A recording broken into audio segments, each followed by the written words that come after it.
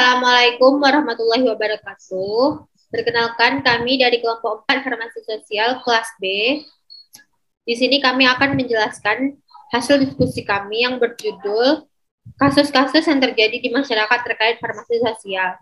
Sebelumnya, izinkan kami untuk memperkenalkan keanggotaan kami terlebih dahulu. Dengan saya, Ulfa Anggreni dengan NIM 1904111. Dan saya, Elviona Ariska, NIM 1904104. Saya Septrinanda, NIM 1904107. Saya Maida Sonia Marta dengan NIM 1904110. Baiklah, yang pertama akan dijelaskan oleh Asep. Kepada Asep dipersilakan. Oke, baik. Terima kasih kepada Ulfa. Langsung saja untuk mengenai diskusi pada kali ini itu mengenai tentang kasus-kasus yang terjadi di masyarakat terkait tentang farmasi sosial. Seperti yang kita ketahui bahwa di dalam sistem pelayanan kesehatan, sistem pelayanan kefarmasian atau pharmaceutical care merupakan salah satu komponen inti dan farmasis memainkan peran yang sangat penting. Farmasis berdedikasi dan berada dalam posisi strategis untuk menjaga dan memajukan kesehatan masyarakat. Pelayanan kefarmasian pada saat ini telah bergeser orientasinya dari obat ke pasien yang mengacu kepada pharmaceutical care. Kegiatan pelayanan kefarmasian yang semula hanya berfokus pada pengelolaan obat sebagai komoditi menjadi pelayanan yang komprehensif yang bertujuan untuk meningkatkan kualitas hidup dari pasien. Menurut Depkes Republik Indonesia tahun 2004, pelayanan kefarmasian atau pharmaceutical care adalah suatu tanggung jawab profesi dari apoteker untuk mengoptimalkan terapi dengan cara mencegah dan memecahkan masalah terkait obat atau drug-related problems. Peran apoteker dituntut untuk meningkatkan pengetahuan, keterampilan, dan perilaku agar dapat melaksanakan interaksi langsung dengan pasien. Bentuk interaksi tersebut antara lain adalah pemberian informasi obat dan konseling kepada pasien yang membutuhkan. Apoteker harus memahami dan menyadari kemungkinan terjadinya kesalahan pengobatan atau medication error dalam proses pelayanan dan mengidentifikasi, mencegah, serta mengatasi masalah terkait obat atau drug-related problems, masalah farmakoekonomi, dan farmasi sosial.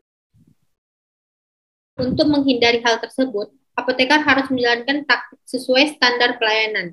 Apoteker juga harus mampu berkomunikasi dengan tenaga kesehatan lainnya dalam menetapkan terapi untuk mendukung penggunaan obat yang rasional. Dalam melakukan praktik tersebut, apoteker juga dituntut untuk melakukan monitoring penggunaan obat, melakukan evaluasi, serta mendokumentasikan segala aktivitas kegiatannya. Yang pertama itu kita dapat lihat pada kasus Bapak KY. Bapak KY merupakan memiliki usia 58 tahun yang merupakan seorang pasien di puskesmas dan mengeluhkan mata perih dan mata merah karena terkena butiran pasir saat menggunakan motor pada tanggal 2 Mei 2017 lalu. Dan datang ke dokter dan diberikan resep. Saat berada di rumah, pasien baru membaca bahwa obat tetes yang diberikan tertulis merupakan chloramphenicol 3%. Obat tetes telinga, namun pasien beranggapan mungkin obat tersebut digunakan untuk tetes mata dan tetes telinga. Saat digunakan, mata pasien terasa semakin perih. Pasiennya kemudian datang kembali ke dokter di puskesmas dan mengeluhkan obat yang diberikan. Dokter pun mengganti resep, namun ternyata saat sampai di rumah membaca kembali obat tersebut dan merupakan tetes telinga lagi. Pasien pun masih beranggapan bisa digunakan untuk tetes mata dan telinga. Namun saat diteteskan mata, pasien malah lebih perih dan sakit serta pusing. Hingganya pasien pergi ke dokter spesialis mata dengan keluarganya. Setelah diperiksa, mata pasien masih normal, tapi tidak dapat dipastikan untuk kedepannya. Dan hal ini sangat membuat pasien tidak nyaman dan akhirnya melakukan protes terhadap puskesmas agar tidak terjadi kejadian serupa.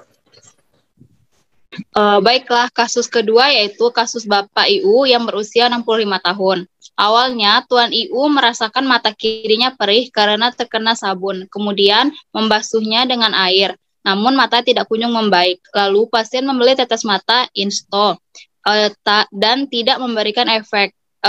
Kemudian pasien pun berinisiatif untuk pergi ke apotek dan membeli obat mata yang termasuk ke dalam golongan obat keras dan harus menggunakan resep dokter. Namun pasien tetap meminta obat tersebut hingga akhirnya diberikan.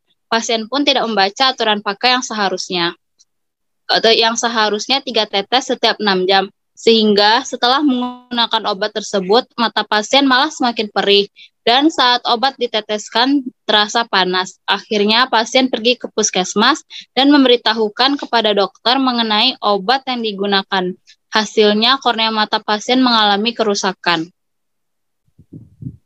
Baiklah, sekian hasil diskusi dari kelompok kami mengenai kasus-kasus yang terjadi di masyarakat mengenai farmasi sosial. Lebih dan kurang kami mohon maaf. Wabillahi taufiq wal hidayah. Wassalamualaikum warahmatullahi wabarakatuh.